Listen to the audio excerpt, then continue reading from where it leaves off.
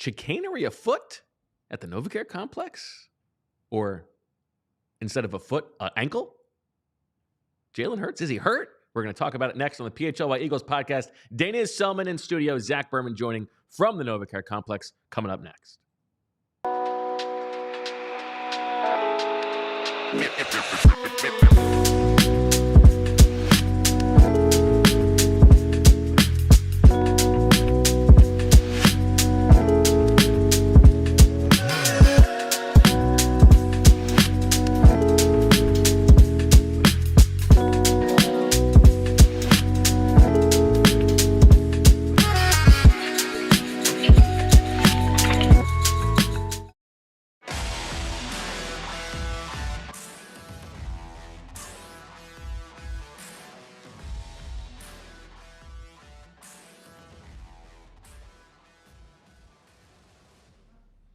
Hello, everybody, and welcome to the PHLY Eagles podcast on a Friday afternoon. Bo Wulf, Deniz Selman here in studio, Zach Berman to join us in about 35 minutes from the NovaCare Complex. And, of course, we are presented by the good folks at Bet365. Download the Bet365 app and use code PHLY365 when you sign up. Whatever the moment, it's never ordinary at Bet365. Now, Deniz, nobody I know, including most beat reporters, consumes more press conference content than you.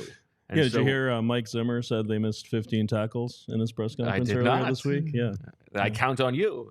This is the benefit of having you as a friend. I don't have to watch that because I know anything important you will fill me in on. That's right. But I did watch or listen to Nick Sirianni's press conference today when he let slip yes, he did. That despite being listed on the injury report for rest on Wednesday as a limited participant for the Eagles, he said, well, he's got that ankle that was on the injury report. That's the big deal. He's like, you guys know the ankle. And all of a sudden, the NFL is a buzz with potentially some. Were there gasps that the mics didn't catch in there? Yes, and you know that people are like, wait a second. Oh, so is his ankle? He's like, oh, no, he's fine. That was so funny. And PR's like, oh, rest. It's and rest. He said, I was thinking of something else. I was thinking of something else. Yes, and so people are looking at, he must have been thinking of Mekhi Becton or Deniz Smith. The first thing I looked at was like, well, Jalen Carter was on the injury report last week, but it was not an ankle. It was not an ankle. No. Yeah, because people were like, Jalen Hurts. And honestly, and he was like, Jalen Hurts. My opinion of this is that Jalen Hurts is going to be livid. Yeah, because in his presser, he was extremely short answer. He just said rest. He said, I'm doing what I'm told. When they asked him why he wasn't out there. I can't imagine that he'll Now, listen, Jalen Hurts is going to play on Sunday. He's probably fine. He's been running around fine. But it is just very funny that, the charade is up. The veil has been lifted here. So 2 questions for you. Do you think it affects anything about the way the opponent is going to play the game? Like, do you think they're going to be like, oh, the quarterback's ankle has a problem? Like, are they going to, play anything differently?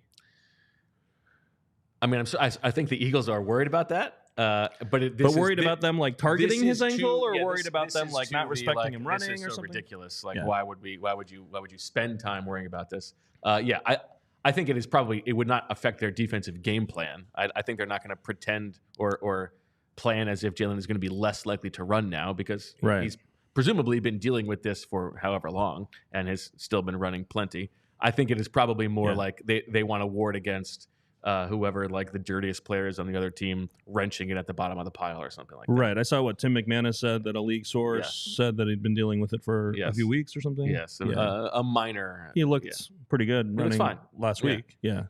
In fact, a lot of people were saying he looked better running than he had been before, right? So, I think it's probably nothing. It's just very funny that Nick made that gaffe. Yes. Since one of his main jobs is to do those pressers and not make that gaffe. Well, and since he is generally speaking so intent on not saying anything about injuries, and so for this time, I mean, he's never going to say anything again.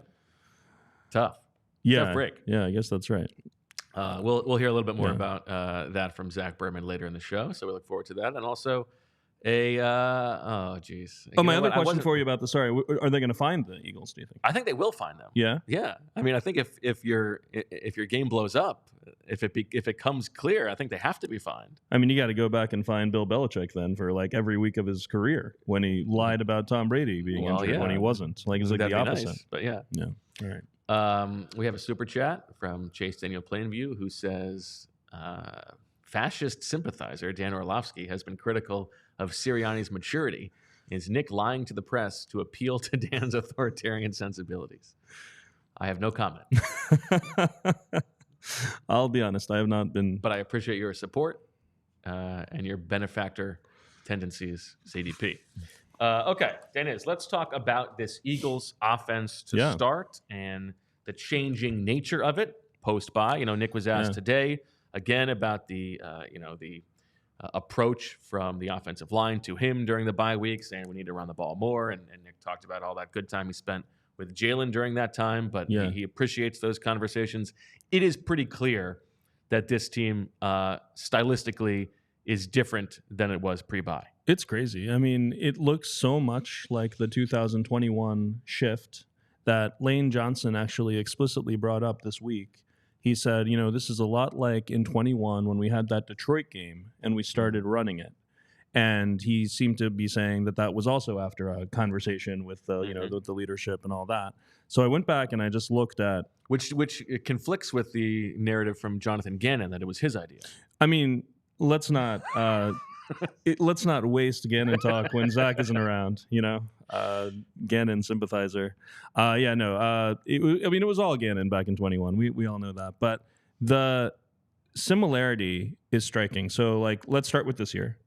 Before the bye, on early downs, neutral situations, the Eagles were running the ball 49% of the time, 17th in the league, like league average. They were just like a normal team, right?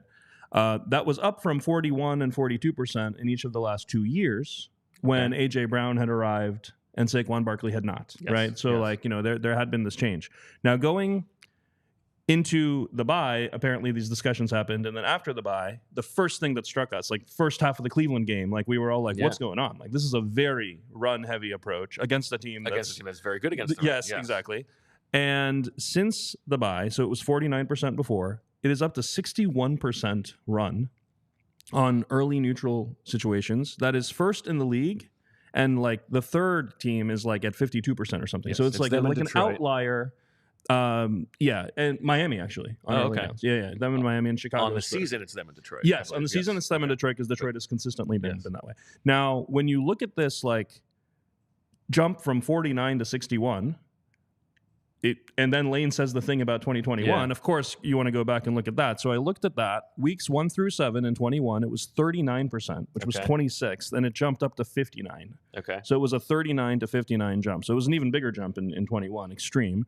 Now, of course, in 2021, Jalen was throwing the ball to Jalen Reagor. You know what I mean? Yeah. So there's a little bit of a difference. DeVonta Smith was on the team, but and that jump from 39 to 59 also came with a huge increase in offensive efficiency and winning, right? It led to a win streak that led to the playoffs. This year, when you look at what's happened due to this jump, obviously there's a 4-game winning streak, right? So you can look at that. But part of that's the opponents, and part of that's the defense has been awesome. It's the passing play numbers that have actually improved more than the run. Interesting. When you look at the success rate on a per play basis, the offense, EPA and success rate. So since the bye, Jalen Hurts ranks 4th by EPA per dropback. He was middle of the pack before the bye, 1st by success rate. And Jalen Hurts has not been a high success rate player in his career. Even when he had that really good year in 2022, he was kind of middle of the pack in success rate. Success rate has never been the thing. He's had the big plays, so his EPA, and he was very good at avoiding turnovers. And so his overall numbers looked very good, but the consistent play after play of success was not there. It is now. These last 4 games, he's been best in the league at this. Now, when you look at the success rate for the whole team, I just looked at first down because I think first down's a good first down. I mean, first of all, we all know it's the most important down in football. Most plays are first down. And so let's talk about that. first down run rate before the bye was 54%, and now it's 74%. Okay. So just like a massive jump. And the run success rate has basically stayed the same. It was 38 before, 39 after. On just first down or just total? First down? Okay. First down passes have jumped up from 25th in the league to second in the league in success rate. Okay. Going up from 43 to 67.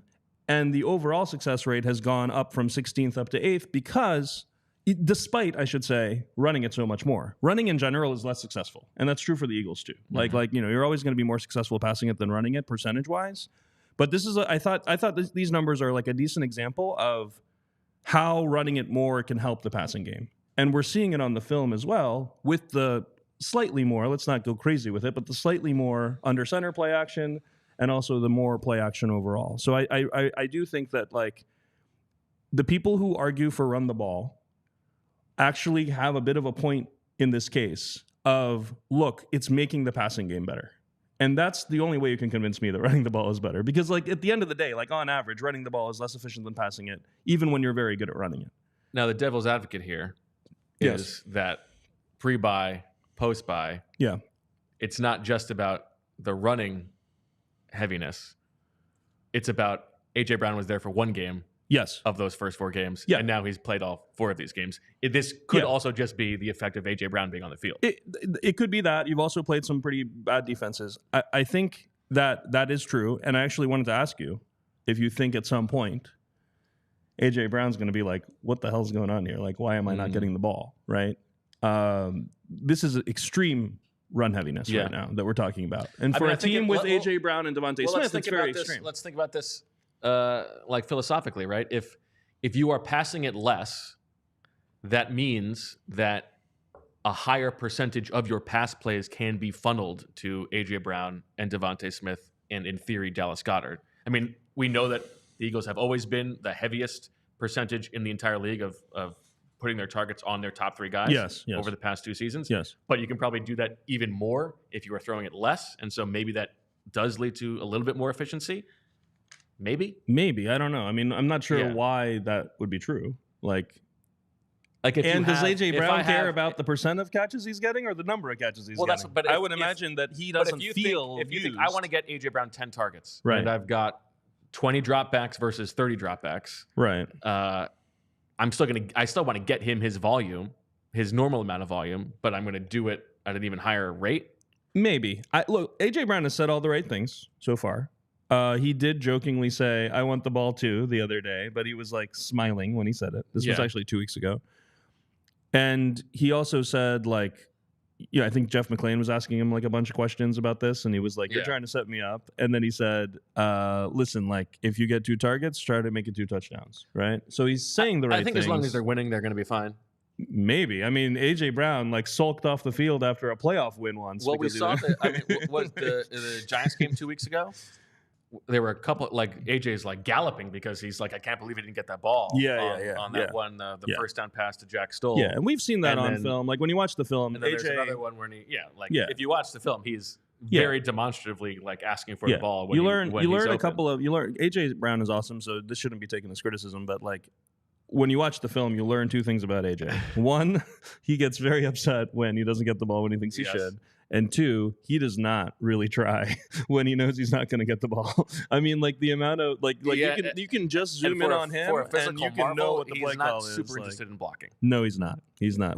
Though he did have that awesome block on the safety on the long Saquon run 2 weeks ago. Yeah. And the mic'd up caught him like coming over to somebody and being like, I got a block. Yeah. Like, he's like very excited. Right, like he's Britton That's Covey. That's my favorite thing in the world when a guy like him like sounds like a little kid. He's like, I got a block. Like, I thought that was awesome. So as long as he's saying I got a block like that in that voice, all will be well. But I'm not sure if it's sustainable.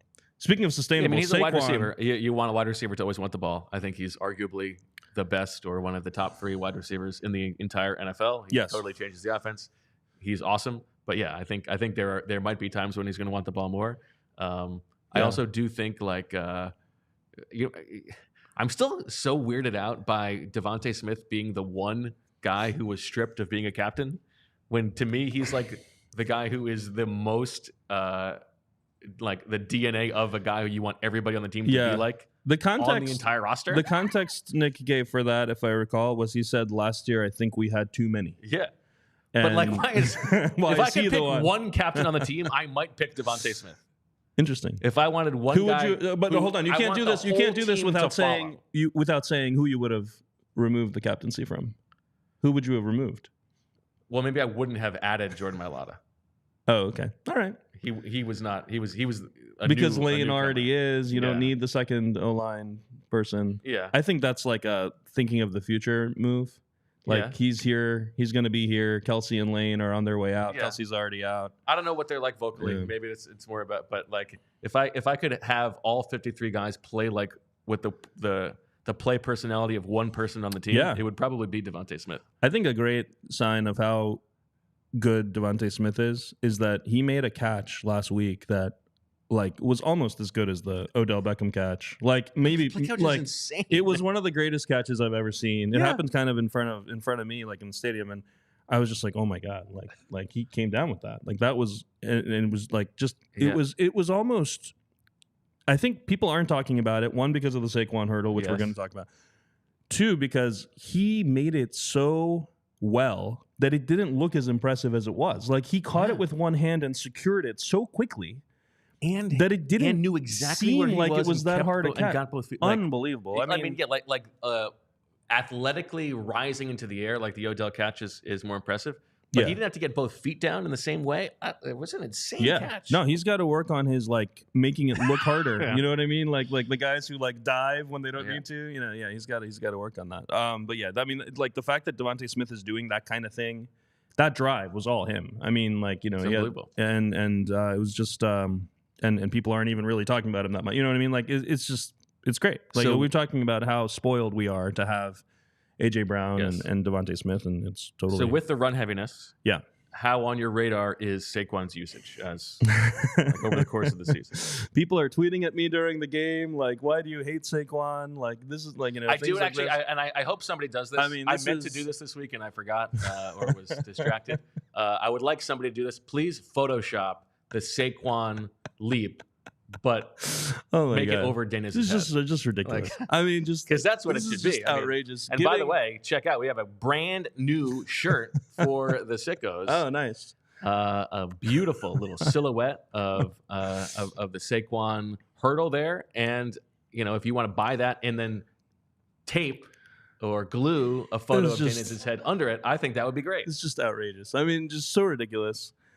I actually was going to say something about the hurdle, which was very positive about Saquon, since most things I think about him are positive.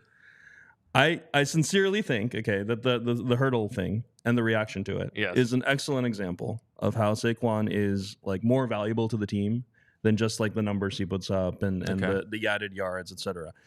Just look at the hurdle, right? It added like 4 yards to that play, something like that, right? Fewer than like a good backside block by a guard would, right? Like so, obviously, like the hurdle didn't change the game in any way. Like that, that drive led to a field goal, whatever. That's not the point. It's the team-wide enthusiasm. Yeah, you see it on those clips that the team released of like Jordan Davis and Reed Blankenship just going crazy on it. The way Nakobe Dean was talking about it, Jalen Carter. I mean, these guys are just like. You guys covered it really well. I mean, like the absolute best at what they do, and they're acting like the same way my 7-year-old son would, like seeing that play. And when you look at that, you see that it changes the mood in the whole building, right? I think so. It changed the mood in where I was sitting in my section. I was going crazy, right? Like, and when you have that kind of thing, like as part of the general vibe. I think it just helps it brings so much juice to the rest of the season. I think so. That it's just awesome. Like and it's a real thing. So even I'm very analytically driven and all of that. Like but I totally believe that the psychological like juice like mood type stuff is real. Having said that, Saquon's touching the ball a little too much. Yeah. Right. 22 touches a game. He's virtually tied for first place in the league in that category with Kyren Williams of the Rams. Derrick Henry's like not getting as many, 19 touches. And we talked about how the run heaviness has gotten extreme despite having this wide receiver duo, this incredible pass protecting offensive line. Lane Johnson 2 pressures given up the whole year. I saw that's just like an insane thing that we take for granted all the time too. You gotta throw the ball a little bit more, and I also think you have to be a little bit more willing to have other running backs take snaps. So the conversation that Zach and I had this week. Yeah.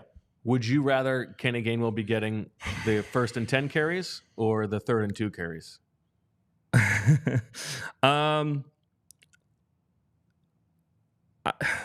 It's a good question.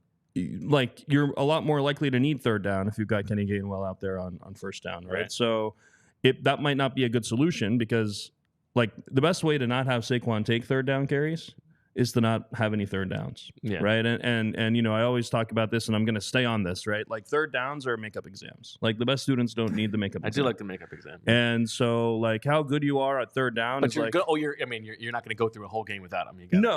But minimizing the number is the main goal, I think. Not minimizing the times you... Like, not maximizing the percentage you convert, but let's say you want to need. steal 5 carries from Saquon Barkley, 5 more than you have been. Yeah, I think... Yes, so there's a difference between carries and snaps, right? So what they were doing early in the year was they had Kenny Gainwell as the 2-minute drill back. And I was actually very surprised at that. Like, the game in Brazil, there was a long 2-minute drill at the end of the first half, and Kenny Gainwell was out there for every snap of it. And they asked Saquon about it after the game, and he said, "Oh yeah, Kenny's our 2-minute back." And I was a little surprised. And I was like, oh, it makes sense. Like, he's been the 2-minute back, and you want to preserve Saquon's. And that hasn't really been the case. Like, Kenny's getting out there for like 1 or 2 snaps during 2-minute drills, but then he's coming back out. I have to think about that question, like whether you'd want him out there on 1st down or 3rd down. I will say I think the early down run heaviness in this last game was annoying. Like, it was a little too much. I mean, there were a bunch of drives where it was like a not very successful run on either 1st down or 2nd down or both. It was not a great overall offensive performance. No, not at all. So many possessions. Not at all. And that's the thing. Like we always talk about, like, points per drive or, you know, like EPA per drive versus looking at things per game or even per play. And that was a game where we're going to get to how awesome the defense was. Yeah. But the defense gave the ball to the offense, the defense and the special teams combined, to give the ball to the offense frequently and in very good field position. Yeah. And the offense just didn't do very much with it. I mean, 7 drives in the first half, only 16 points, including one that had the short field. And so it was annoying. Like, there were just like a lot of punting in the first half, and the punting was coming from exposing yourself to the noise of what happens on 3rd and medium, you know, like 3rd and not tush push range. And the tush pushes weren't working either. That's another thing we should talk about. But I think, like, one way to reduce the number of carries is to just run it less. I mean, like, I actually think that's the main way to do it. And then, yeah, you just got to live with Kenny Gainwell. Like, I don't know. People have said, like, have Kenny Gainwell out there when you're passing. You obviously can't just do that. Sure. Also, I don't know how much of a physical toll it takes on Saquon to be out there for a passing down, you know, unless he's like picking up a blitz or something. Right. So, yeah, I don't know. I did enjoy that they threw it to Saquon more in this last game. I mean, the hurdle was on a pass, right? Obviously, the touchdown. So, yeah, I don't know. The other thing people say, which, I mean, great idea, blow teams out more to give Saquon. Well, that was on the table in this game. Yeah, it was. But look, I mean, it had like 8 carries in after, you know. Yes, but of the last 4 games, like 2 of them were blowouts, right? And the other 2 came down to the end because one of them had a blocked field goal return for a touchdown, and the other one, Bo, I don't know what you're looking at. It was an insane officiating decision to call that a fumble. The league doubled down. Just madness. Like what is everyone? If that's a fumble, then that also has to be, if he doesn't fumble, that means he can get up and keep running. And there's never been a play in NFL history where they let a player in that situation get up and keep running. So I have no idea what that was. But anyway, there's going to be fluky things like that make some games close. You just have to live with that. Yeah. If you can get half of your wins be blowouts, which has been the case over the course of the last 4 games, then that's the best you're going to do. So, like, I don't, you know, that's not, of course, like, it'd be great to see that happen this Sunday because of the state Dallas is in and the Thursday night game coming up after. But that's not a serious. Obviously, you'd love to do that. Sure. But yeah, I don't know. Okay. More to come. And Deniz has some thoughts on the 4th down criticism of Nick Sirianni's decision making from the last game. But we will talk about that just after this. Game Time, our friends, has a new feature called Game Time Picks that makes getting tickets for your favorite live events even easier. I think Eagles fans may have their eyes on that Thursday night or next week against the Washington Commanders, likely to be for first place in the division. Well, Game Time Picks filters out the fluff to show you only incredible deals on great seats so you don't have to waste time searching through thousands of tickets. They've got curated deals to make it easier to find the best price on great seats. They've also got the super deal. And of course, as you sickos know, you get to see the seat view before you buy. They've got the lowest price guarantee, the event cancellation protection, the job loss protection, and more. All of that stuff is why Game Time is the best ticketing app in the game. Take the guesswork out of buying tickets with Game Time. Download the Game Time app, create an account, and use code PHLY for $20 off your first purchase. Terms apply. Again, create an account and redeem with code PHLY for $20 off. Download Game Time today. What time is it? It's game time. And let's talk a little bit about allergy season at Rite Aid, because even though the weather is unseasonably nice, we know that those allergies are still hitting. And the main culprits, those dreaded, terrible, terrible people, ragweed and mold. Other allergens include plants such as sagebrush, tumbleweed, and pigweed, dust mites, pet dander, and fur. All those things going to be making you sneeze, make your eyes hurt, all that stuff. We don't want that. The good news is that that's where Rite Aid comes in. Try a nasal rinse to help flush out your nasal passages. When symptoms are flaring up or when you know that pollen counts are high, try antihistamines such as loratadine or cetirizine. Now, 1 to 2 weeks before pollen allergies are expected to be high, you can try your nasal corticosteroids like fluticasone and triamcinolone. That's right, I nailed that. Thank you very much. Still not enough relief? Ask a Rite Aid pharmacist if a different type of allergy medication like a decongestant might be necessary, and you can always ask your Rite Aid pharmacist for recommendations on ways to get relief during allergy season. Rite Aid has you covered. Really sounded like you were just making up names. You'll never be able to prove that I wasn't. Okay. Saquon aside. Yeah. You play action this last game. Yeah. Outside zone boot action. Fantastic. You got to run that more. And look, I make fun of Kyle Shanahan for being bad at a lot of elements of coaching that I think it's funny that he's bad at. But the outside zone boot stuff that he runs is obviously very, very effective. And in this game, like the Eagles ran it twice. Check down to Calcaterra for 10 yards. I mean, like like AJ Brown is running the intermediate route on that one, and the linebacker just perfectly undercuts it. And even when they play it in a way that looks perfect, it's still 10 yards, right? Like there's still somebody open. And then the DeVonta Smith catch, if anyone saw Fran's breakdown or saw the replay or the film or whatever, Calcaterra is wide open on that play because everybody bit so hard on the play action that Calcaterra, who's supposed to be there to make sure that there isn't that DeVonta gets open deep, right, is actually open behind the defense on the play. They got to run that stuff more. I mean, like you just have to. That's why I made that a swooper, like 6 or more under center play action plays. That's more of a like me hoping than it is something I think is going to happen. But I just wanted to add that. Like I thought that was the other thing to say about the offense.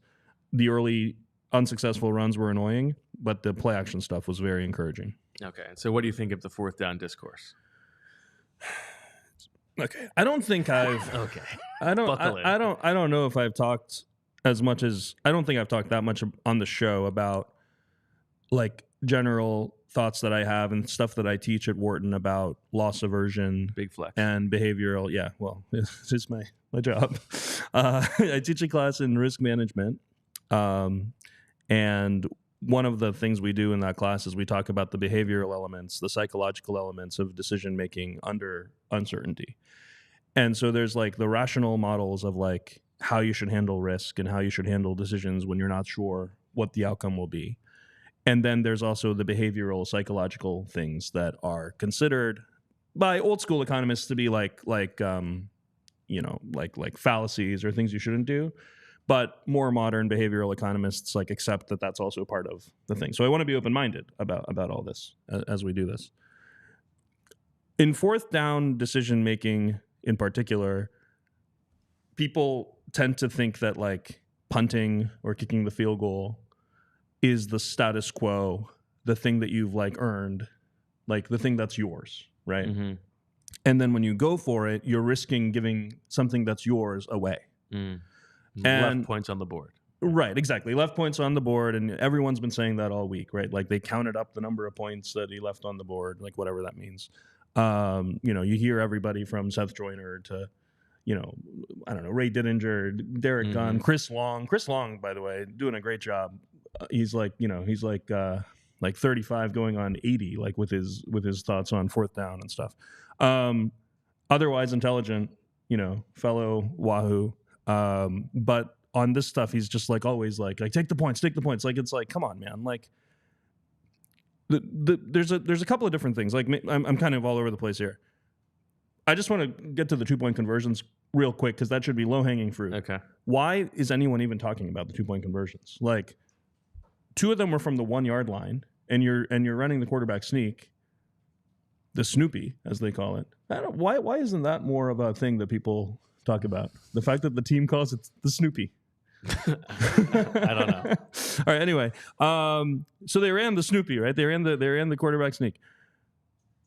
That's been successful like over 90% of the time. Would you rather have 2 points with 90% chance or 1 point for sure? And people are like, it's 50-0. Like you should try to. It's 60-0. You should try to go up by 17. It's the first half. Like how do you know in the first half like what the score, like whether that 1 point is going to be pivotal later? Like you're acting as if there are only 2 possessions left in the game.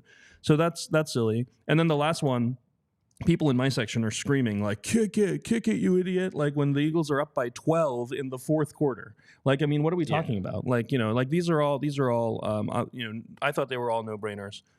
On the fourth downs, there was the 1 4th and 3 that I guess you could debate up 10 in the first half.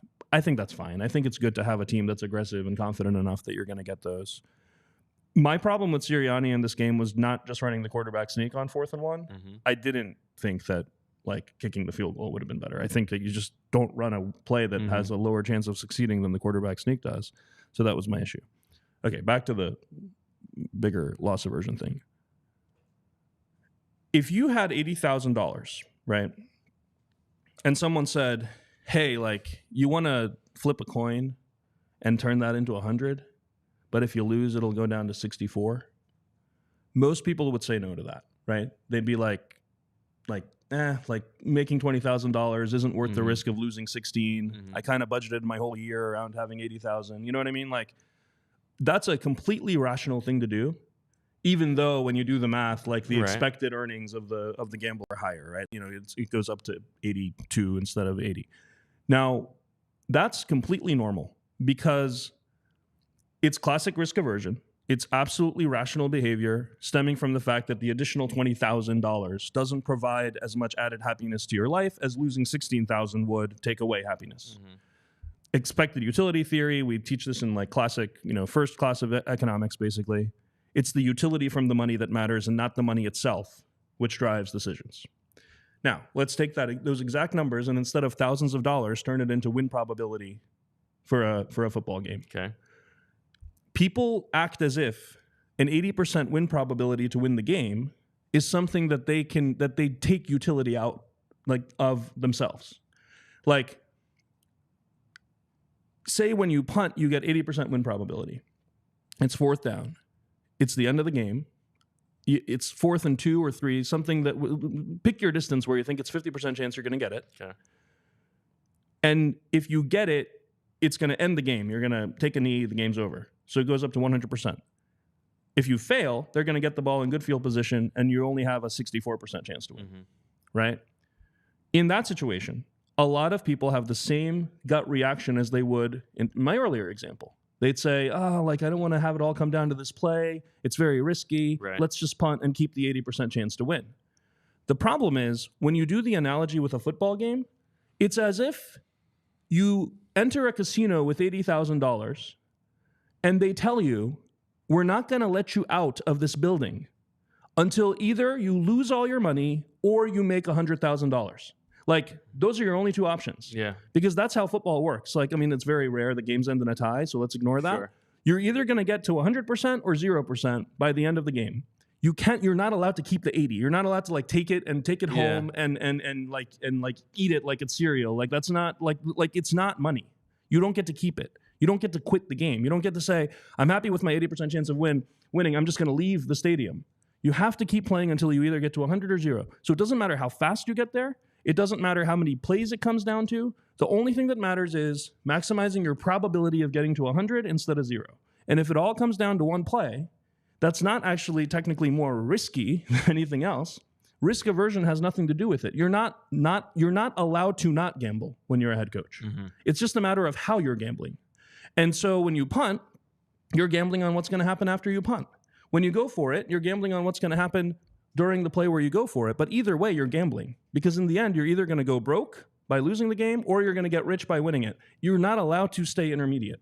And so that's why anything like leaving points on the board or like, taking risks when you shouldn't take risks and all that, like they're not, like those aren't even the right concepts to be talking about. The only thing we should be talking about is, are you maximizing your probability of winning or not?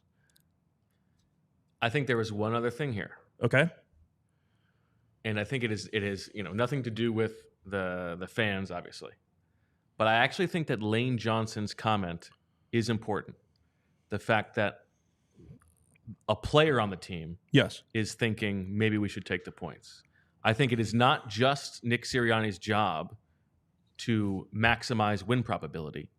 It is his job to foster a culture in which the team buys into that. Yeah. I think if you look at Dan Campbell in Detroit, they are as aggressive on fourth down as anybody, and the team knows that.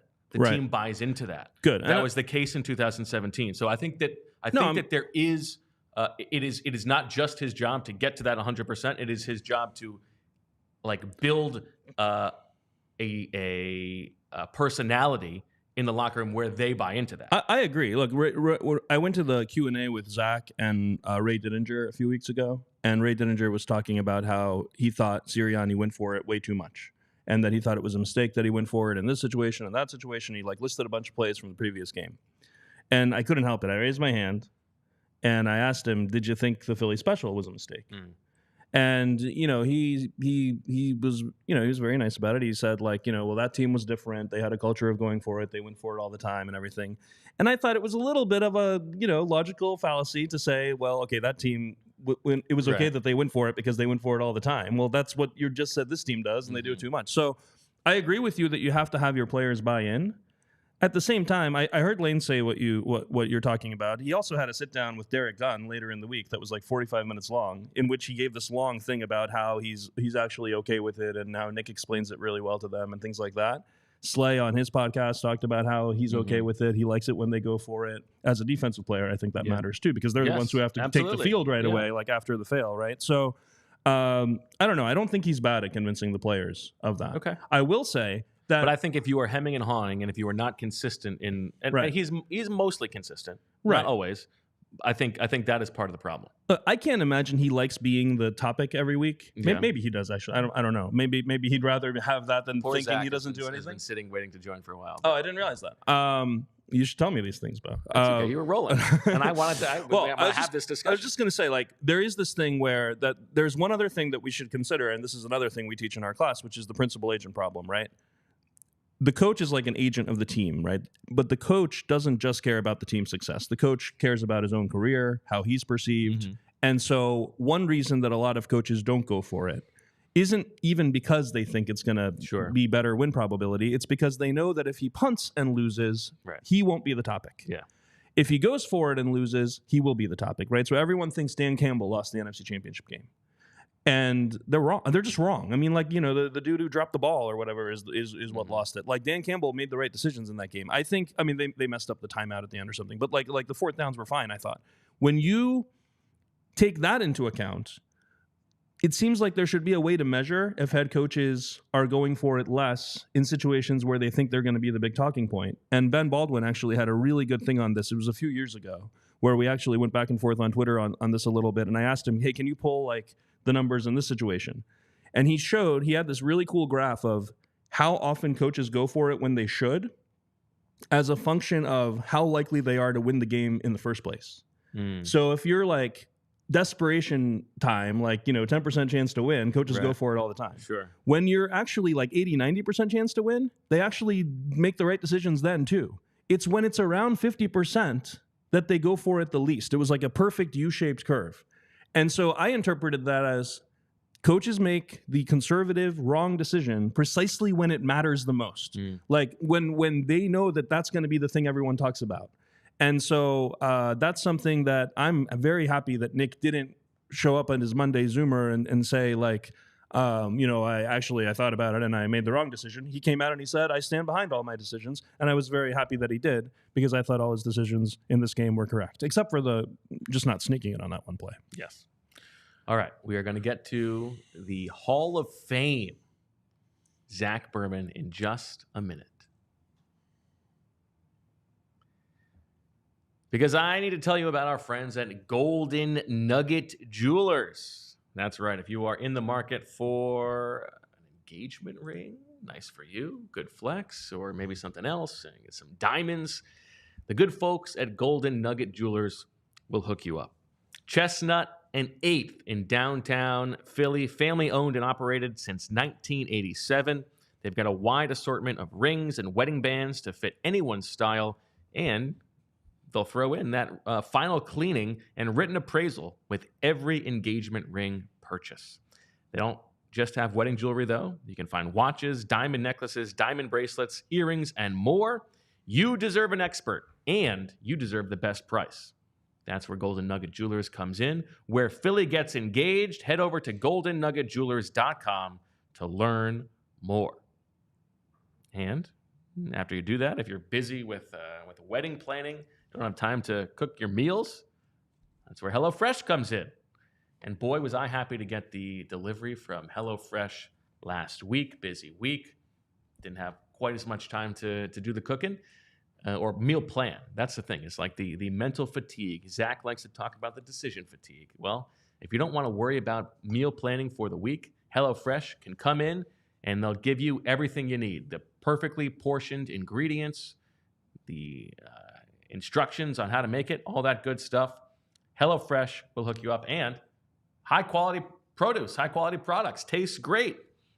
HelloFresh is a meal delivery service that is the best in the business. They've got tons of options for whatever you're craving. You can choose from a changing menu of over 50 recipes each week, plus take your pick from over 100 market add-on items like desserts, breakfasts, and snacks.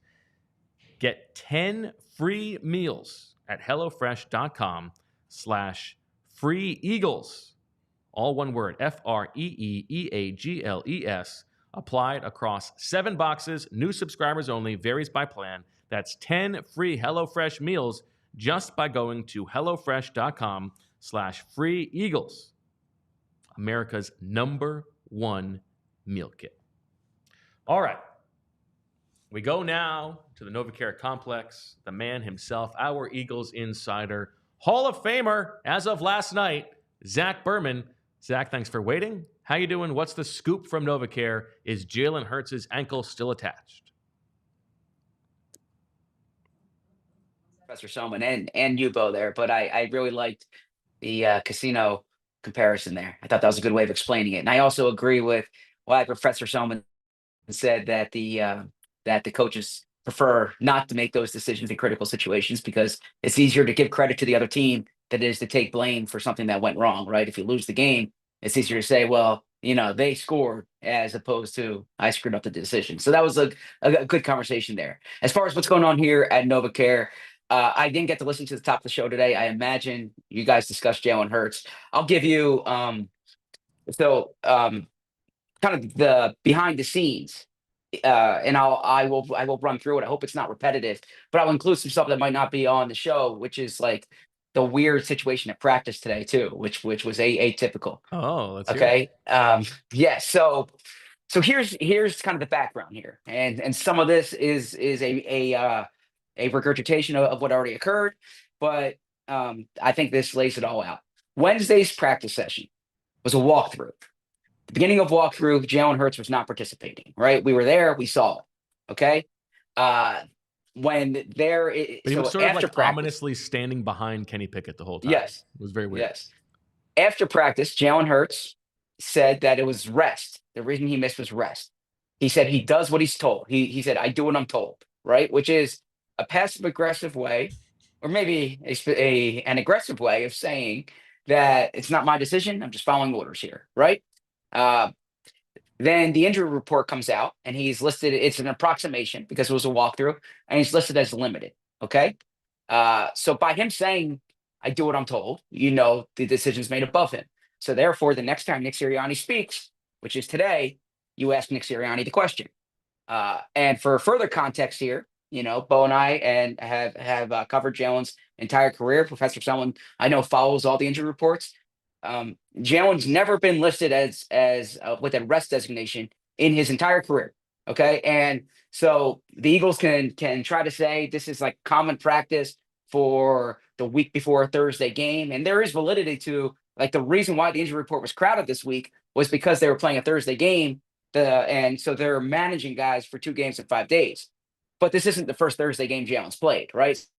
So this is abnormal behavior. So therefore, when there's abnormal behavior, you ask the question. As I'm sure you guys covered, Nick initially said he's dealing with ankle, which was on the injury report. It was not an ankle. It was rest on the injury report. He was corrected. Nick said he meant to say rest. He was talking about somebody else. Okay. Very funny. So then I should also say there were a number of players on the injury report. A few had rest designations, including Saquon Barkley. 2 guys had ankle designations, right? None of them were named Jalen. It was Deniz Smith, and there was somebody else with an ankle designation. Mekhi Becton, thank you. Neither was, so I can't imagine he thought I was asking about Deniz Smith, right? Which would be a very odd question to ask for the second question of the press conference. So then at practice, Jalen Hurts, who I think we can all agree is very aware, like very image conscious. He knows when cameras are around, right? Jalen did his stretching strategically behind a speaker, the far corner, or like so. To give the viewers and the listeners context here, the Eagles on Fridays practice in the field right in front of us. It's the only day of the week when they practice on the horizontal field in front of us. Okay. And the quarterbacks are on one side. And even when Jalen stretches, I don't recall him. I can't say this as a fact, like the injury report. I don't recall him stretching so far out of sight and, specifically going behind the speaker that is the only obstructed spot on the field from all the cameras. Okay. So I don't know what he was getting worked on there. I don't know if it was if he was getting taped, but there's actually a few reporters caught a picture of Jalen going behind there once we came in. Like, you can see Jalen locking eye contact as he's going behind there. And then Jalen comes out when he's ready. When I say comes out, comes into visibility when he's ready to go. So this might have just been coincidence, but this is also one of those things where it's like, if you really want to be like, there's nothing to see here, then you don't do that. It's like if I stole a cookie from the cookie jar and I keep my hands behind my back, and it's like, what's behind your back, right? So that was abnormal. Now, if I can offer a little comment, or if you just used your wife's towel, for example, or that, yeah, and I would just operate as if I just used the towel like normal. I didn't use her towel. So part of this, by the way, when I'm giving my commentary here, I want to say, this is kind of, I don't want to say reported commentary, but informed commentary, okay? It's entirely conceivable that, like just about every player on the team, Jalen Hurts is dealing with soreness, okay? Every player's sore this time of year. It's entirely conceivable that the Eagles said that the Eagles rested him with ankle soreness, and the ankle soreness did not reach the threshold of an injury designation, that so that the same way Saquon Barkley was held. I'm sure Saquon's dealing with something. He said the other day he's dealing with something. He was down on the injury report as rest. So what that could mean is that he's not. It's not like at the point where it's a reported injury, but there's something that they're managing here. Okay, Sure. and he practiced in full yesterday. I imagine when the report comes out today, he'll be a full designation. He's going to play Sunday. So the bottom line for Eagles fans is he's going to play Sunday. But we can also say Jalen has a history of keeping injuries concealed while they're going on, letting us know about it after the fact. Do just Eagles franchise quarterbacks. Sure, yeah, but that he, for instance, had a bone bruise last year, and he didn't miss practice, but he was never on the injury report, right? With this injury, he came out with the walking boot, if you recall, after the playoff game 3 years ago. He likes to keep injuries concealed when he wants to conceal them. So it's also conceivable that Jalen didn't want to sit out of practice, that the team was holding him back, and Jalen doesn't want this out there, that he's dealing with ankle soreness, whether from a strategic perspective or just a pride perspective, right? But I think this is important to monitor because he's the franchise quarterback, and this isn't nothing. I'm not saying it's like, stop the presses, but this isn't nothing. This is an unfair question, but do you have any idea if it's his right or left ankle? That's a good question, Bo. If I had to, you don't have to know the yeah, answer. no. If I had to speculate, and I will use that term speculate, but give a degree of informed speculation here, I would speculate the right ankle, but I don't know that to be a fact. But I would speculate the right ankle. Okay, so the push off ankle and not the plant ankle, as if we're talking about him as a thrower. Yeah, it's very interesting. I think it's probably not that big of a deal. And in terms of impact on how the Eagles are going to play, it's not that big of a deal. It is more interesting to me as another glimpse into Jalen Hurts' sort of odd personality. Well, is it him? Well, Zach, do you think he learned about what happened in the Sirianni press conference, obviously, right? I imagine so. Yeah. So the question is, do you think that was his decision to go behind the speaker or whatever? Or do you think someone suggested to him that he should? He's like, they're going to be all over this ankle thing. Why don't you go back there so they can't get a photo of you, kind of thing? Like coming from. I think that was Jalen's. You think that's I think Jalen that was himself? probably yeah. I think that was Jalen. I think there's a lot of dynamics at play here. I think there's I don't want to say poor Nick Sirianni. He's the head coach. It's a part of the job, but I don't think Nick. I think Nick was being very innocent, right? I think Nick just this is not something. I don't think Nick expected this or invited it or I guess wanted this to blow up into a story. You're dealing with a quarterback who's private and prideful when it comes to this stuff. I think you're dealing with a general manager who is very influential and wants information to be conveyed a certain way, right? I don't think that's a stretch to say. We've spoken about that before. You have a head coach who believes in competitive advantage, but you have a general manager who's very particular about how information is dispensed. And I think a lot of their public messaging, frankly, comes from their public messaging strategy. It comes from above Nick Sirianni. So there's a lot of dynamics at play here. And so when you're dealing with something like the ankle of the franchise quarterback, it's never inconsequential. So, Zach, speaking of very high-level athletes, how did the Hall of Fame induction go last night? Oh, it was great. I was happy for my teammates, right? They deserved the recognition. It was awesome seeing some of these guys. It was cool for my wife to actually see that I was a part of this team, that this isn't just a fabrication.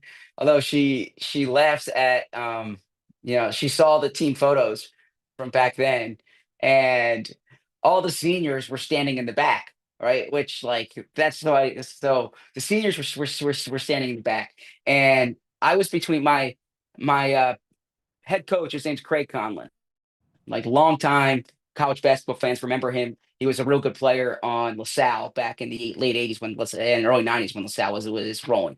Craig Conlon's probably 6'6", okay? Then the other, I was standing, I think, next to Kevin Gordon on the other side. Kevin Gordon's probably like 6'2", 6'3", right? Kevin Gordon or But the whole Gordon team Kevin? is. So you just see like this and like this and then like that. And my wife sees this photo and she starts cracking up, like laughing at me. But it was I'm so happy for those guys. They deserve the recognition. The only thing I'll say about me in there is I heard some of these stats that I probably didn't fully appreciate at the time. But like we had a run differential that year of something like 145 runs, like was the differential. And so I heard that and I'm like, why did they play me more? If we're winning by that many runs in every game, you would think that they could have gotten me in. They could have got me in earlier, right? But that's probably why we were 32-2 because I didn't play that often. Now, Zach, I've done some reporting here. Oh no, we've got little whispers everywhere. And it turns out, it seems to me that you took that umbrage of not getting enough playing time as perhaps an excuse or a reason to turn this celebration into an opportunity to make some money for yourself, a capitalist advantage.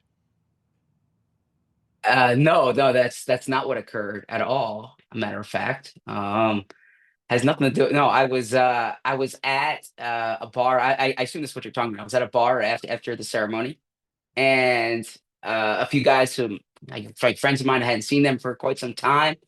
They said, "How can I get a book signed, for a Christmas present or that kind of thing?" And I said, I was like I got some in my car, right? And so How I convenient. had me. Yeah. Well, look. That was the I all, perception. How convenient. No, I will tell everyone here who listens. I travel with a box of a box of books in my car. I travel with when I fly, I bring books with me. I sat next to a very nice woman on the plane coming back from a game. I think it might have been New Orleans, and we were chatting, and she wanted a book. And I sold her a book right there. So yeah, no, this was I didn't turn this into an opportunity for that. But if someone's interested in a book, it just makes it easier than the people at the post office know me well. I go there frequently. This is easier than the post office. Now, what do you say to the rumors from the other night or last night circulating that the reason that you are not going to the actual reunion on Saturday night is not to fly to the game, but more to avoid some X's? Yeah, no, that would not be it at all. Actually, yeah. No, there's literally Julia? nothing like that at all. Yeah, no, that I have no idea what that's referring to, but no, that's not it at all. I really wish I could go to my 20-year Zach reunion. regretting introducing Bo to Julia. Yeah, I have a professional obligation to be in Dallas. I wanted to fly the morning of like I did for the wedding. It's hard when it's a flight of that length. You just don't know. And there's serious storms right now in Dallas. So no, I don't think that's the case. Zach, I'll save you from I do have some Eagles stuff to talk about. I'll save you from the X's talk real quick. Fran is in the chat. I wasn't going to say anything, but Fran is in the chat saying that he doesn't have his copy of the book yet. I don't either. I mean, I've been waiting, it was like, I know you haven't been in studio. My bad for that. But I'm glad to know I'm not the only one. So thanks, Fran. There's a copy right behind you if you want to take that. Yeah. Well, Zach, from X's, do X's and O's. Yes, thank you. What else? What else do you think we need to know about the Eagles ahead of this game? And are there any injuries that we really do need to monitor? And by the way, we do appreciate all of you watching on TV right now. Head over to allphly.com to watch the rest of the episode and some other good stuff. Go ahead, Zach. Yeah, I appreciate this. I appreciate this question because I like talking about the Eagles. So DeVonta Smith is going to play. I spoke to DeVonta today. The hamstring injury occurred on the deep ball before the touchdown. Okay, and we all saw how he looked during the touchdown. Yeah. But that's when the hamstring injury occurred. He said that that was the best catch of his career. I asked him, which part of the catch has a higher degree of difficulty, the one-handed part or the feet and bounds part? Right. And he said the feet and bounce part. Um, I hope I didn't screw that one up. I got to look at my notes there. Um, no, I'm sorry. I think he said the one-handed part. The one-handed part's Because he's so more good at the difficult. feet. I feel like Yes, exactly. That's what it securing was. I'm the one sorry. hand Yeah, without a I bobble. apologize. Yeah. I apologize. Yes, I screwed that one up. The one-handed catch part of it. He said he Yeah. always knows where he is. So when you talked about, he says he always knows where he is. So he definitely said the one-handed part. I asked him which catch was more impressive, that catch or Garrett Wilson's catch last week. He thought about it. He said his catch was more impressive. I asked him why. He said he thought about it. He had a sly smile on his face, the DeVonta smile. He says he doesn't want to say. Curious. I don't know if it. I will let you guys speculate, but that was interesting. He said Saquon's play was more impressive. He said people make one-handed catches every week, but they don't jump backwards over a player every week. But yeah. So, anyways, DeVonta Smith is going to play. Really, I think that's the only major injury I would monitor. Dallas Goedert's going to play. I from talking to Dallas this week, asking around them, I think we'll see Dallas Goedert on the field on Sunday. And Fred Johnson's good to go? It's certainly trending in that direction. Yeah, it looks that way. I don't have that definitively. We'll get the injury report in about an hour and a half, but it's trending that way for sure. All right, Zach. Well, before we let you go, give us your prediction for this bad boy. Yeah, I mean, I've looked every which way at this game and trying to figure out if there's something I don't foresee or that like what could trip them up. And I really don't have a good answer other than if the Eagles just have a bad day at the office. Like the Eagles have the schematic advantage. Oh, I'm sorry, have the personnel advantage rather on both sides of the ball. Without Dak Prescott, it changes so much in this game. I thought Fran outlined it well. I think the Eagles need if they can score early, this can be a blowout because I don't think Dallas has the firepower to come back. I think it would really benefit the Eagles, given that the Washington game is a few days later. The Eagles are going to get back late on Monday on Sunday night into Monday morning. That it would really benefit them if they can sit some guys in the fourth quarter of this game. But I'm projecting an easy Eagles win.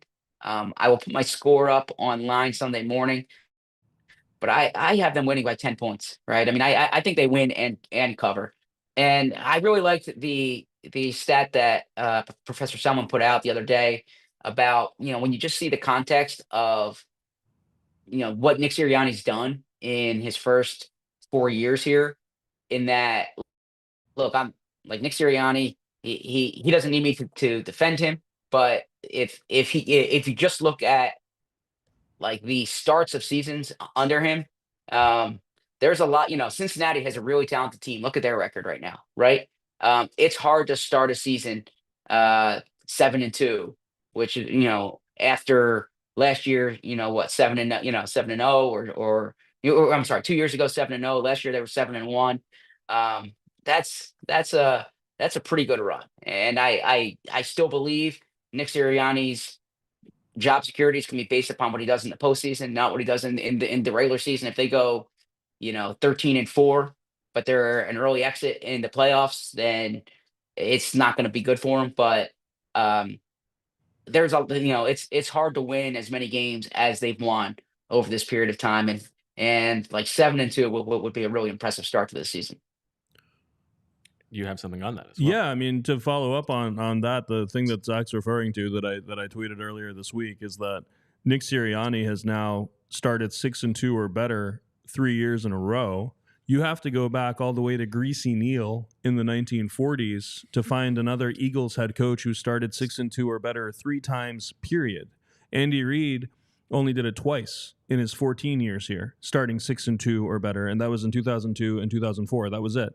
It only happened with the Eagles 2 of the prior 17 seasons before these last 3 years. So if it feels like, Nick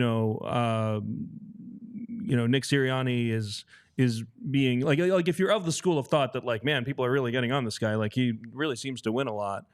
your argument has to be that like he's not the reason for the winning, right? Because the winning is like very clear and obvious that it's happening. And if the Eagles win and the Chargers lose this week, Nick Sirianni will have the best career record of any active NFL head coach. I mean, he's only a little bit behind Jim Harbaugh, and that's it. He's in second place. He's better than Matt LaFleur, better than Andy Reid, like way better than Kyle Shanahan, etc.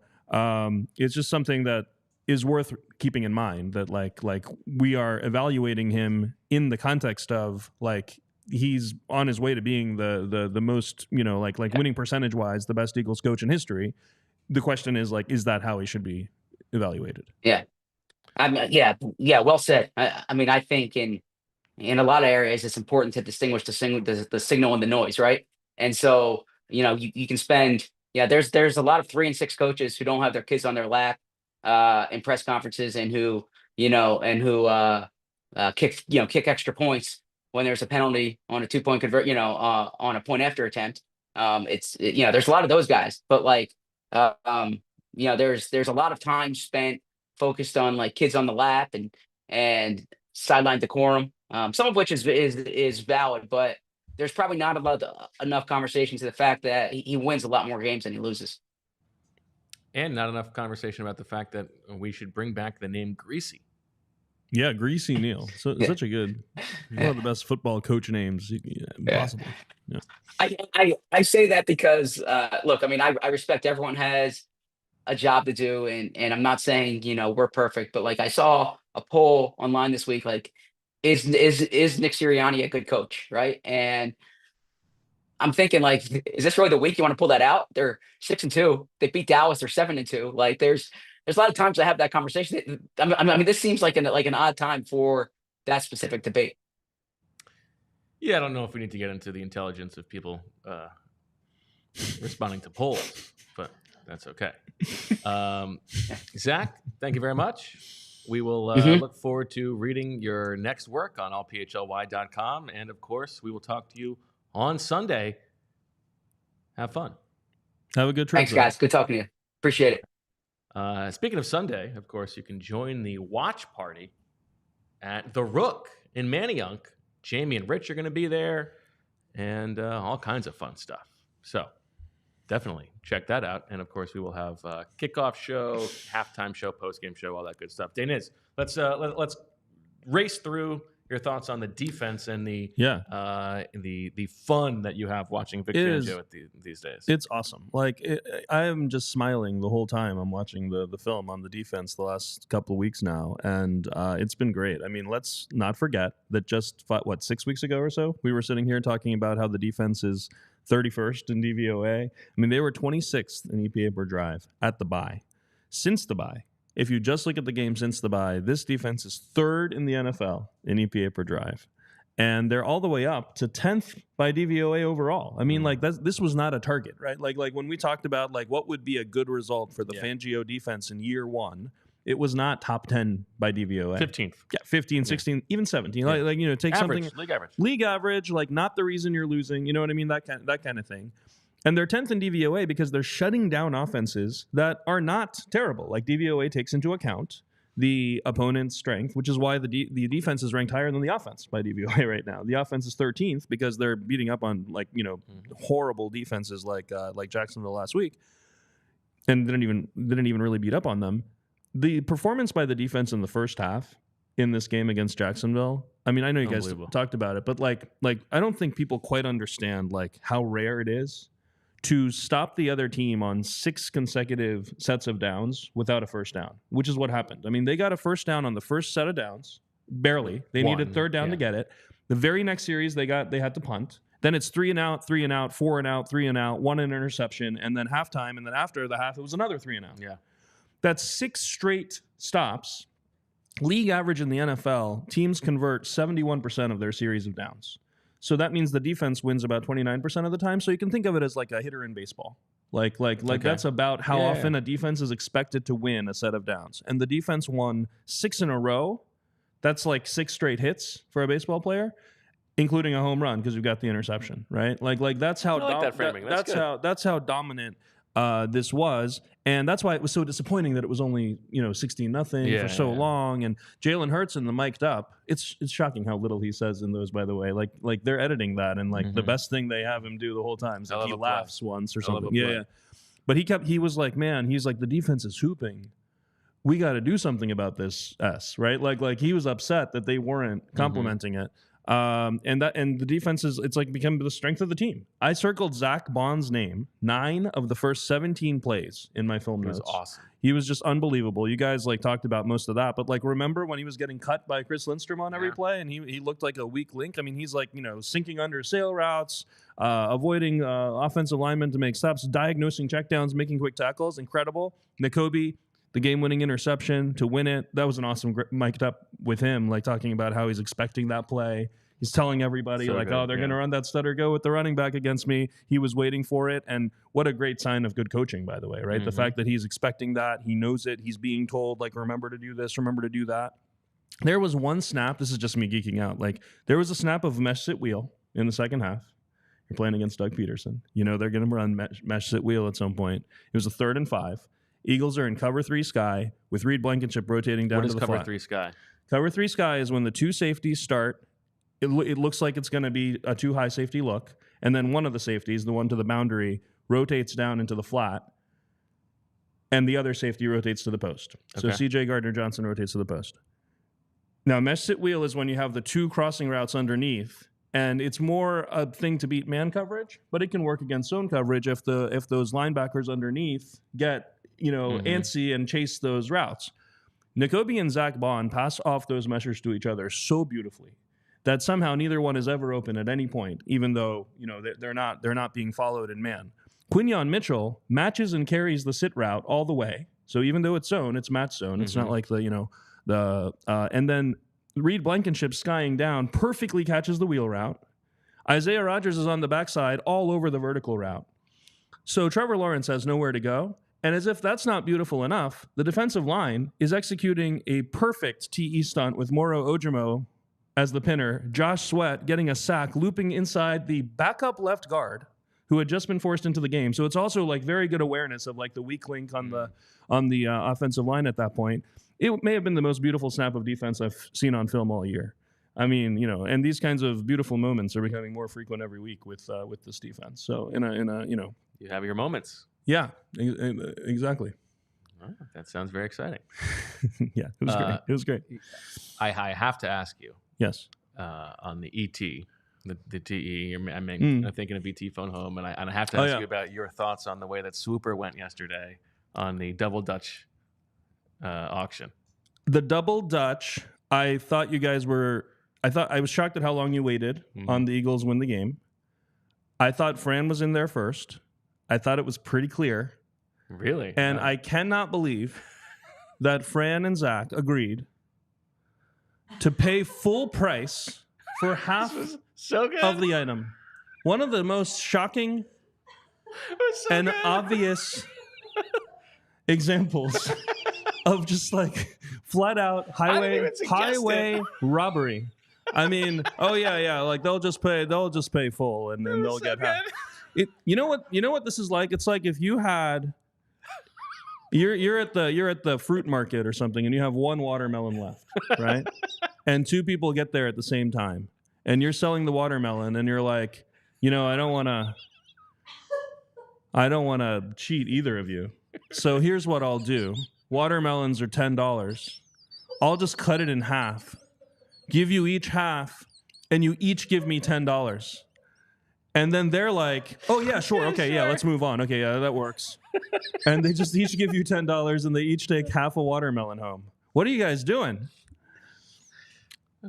Yeah, that's what I thought about it. That was great. Yeah. About E.T., by the way. E.T. was the first movie that I ever saw in the theater. My parents took me to see E.T. When it came out in theaters, I think 1983 or 4. And I didn't speak a word of English. Like not a word. Okay. And so we go into the theater and my mom said that I wanted to leave as soon as I was done with my popcorn. because I didn't know what they were saying. Sounds about right. Yeah. Do you remember? I don't remember what the first movie I saw in theaters was, but I remember the first R-rated movie I saw in theaters. Oh. Last of the Mohicans. Okay. All right. I was hoping it'd be a little more racy than that. Yeah. All right. That's all. Did you like have to sneak in or? No, actually, I believe we were on vacation in Paris, and it was like we need to pass some time, go to a movie or something like that. All I remember at the time, I've since re-seen it, but the only thing I remembered was him taking a bite out of a heart. Gotcha. Yeah. That Mike Weiss says 1982 for ET. By the way, that's exactly when we moved to America, 1982. So there we go. That fits. All right. Anything else you want to get off your chest before we? Yeah, you guys got into the film. You guys got into the film in a lot of detail with Fran, but the one thing you didn't get into was I thought like some of the details on the last drive. I think it's always telling like what a defense coordinator does when it's like this is the drive to win the game. There had been a lot of zone earlier in the game, a lot of cover 6, a lot of cover 3. In that last drive, it was very heavy man and very heavy blitz, and so there hadn't been a lot of blitzing. But just looking at my notes now, in that last drive, there were 6 plays. 5 of them were man, 4 of them were blitz, and these weren't exchanges. It was like adding a linebacker to the rush and rushing 5, hurrying him up.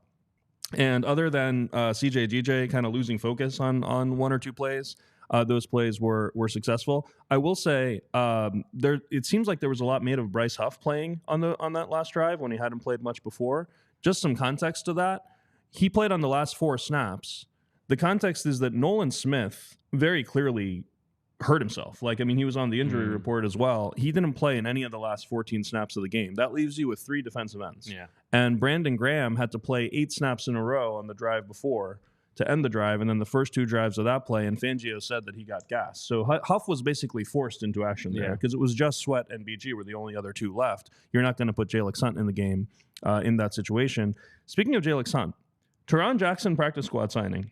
Oh yes, you told me you wanted to talk about Teron Jackson. Yeah, I actually did. Like, we're talking about young players contributing and how awesome Quinion and Cooper DeJean are, and wondering if like Jalen Hunt is the next guy up, right? Especially with Bryce Huff seeming to be out of favor. I interpreted the Teron Jackson is not going to like be elevated and playing games. Like, that's not why he was signed, right? I interpreted that as, do they want an extra defensive end body for practice for scout team? Because Jalen Hunt, who has primarily been on scout team, has graduated to play with the 2s and will spend less time on scout team, and so they needed an extra defensive end body. I just don't understand like why they would feel the need to add a defensive end right now. Like, because there's already another defensive end on the practice squad ahead of him. Maybe he's banged up. I don't know. Maybe. Okay. Yeah, David Anehini is the other guy who's already on there. So and the last thing I will let you get in is, if we're talking about this rookie class, the thing that Vic Fangio said this week has you a little bit concerned about Jeremiah Trotter Jr. Yeah, I was concerned with that. He said he was asked about like Sidney Brown making that play on special teams this week, punching out the ball on the first punt, and he said for safeties and inside linebackers in particular, he said if they're not really good at special teams, they're not going to be good safeties or inside linebackers. And I've been talking all year about how I thought it was a little weird that earlier in the season, Jeremiah Trotter Jr. was not even playing on punt. Michael Clay said that punt, as opposed to punt return, is the hardest thing for rookies to learn. But looking around the league, like backup linebackers who dress almost always play on punt, and the Eagles had Zach Bond out. They still have Zach Bond out there on that team. Now, Trot Jr. has been playing on punt recently, but he graduated to playing there exactly when Dallas Goedert got hurt, and Grant Calcaterra was the guy that he replaced. So now that Goddard's back, we'll see if Trot Jr. stays on that team. I was just a little bit concerned. I heard some people talking earlier this week about like how that's a good sign that Fangio said that. It's a good sign for Sidney Brown. Yeah. Maybe I'm just like a more negative person. Like I interpreted it as it's a bad sign for Trot Jr. Though it's very early, obviously. Trot Jr. Doesn't have to be good this year. So. All right. Good stuff. Thank you so much for taking the time, Deniz, and Julia for making it happen, and Zach for chiming in from the NovaCare Complex. Thanks to all of you for watching and listening live and after the fact. We will talk to you on Sunday, kickoff show with Fran Duffy and myself. Halftime show the same, and then the post-game show with the two of us, Jamie Lynch and Super Bowl champion Vinny Curry, as well as Zach chiming in. from Arlington, not Dallas. That'll do it for this episode. Thanks, everybody, for watching and listening. Go to the Rook at Manayunk on Sunday if you want to join the watch-along. Check out that new Saquon Barkley shirt, all that good stuff. Rate, review, subscribe, download, delete, evangelize. Do it all. We'll talk to you on Sunday. And as always, we love you. We all silly like the mayor.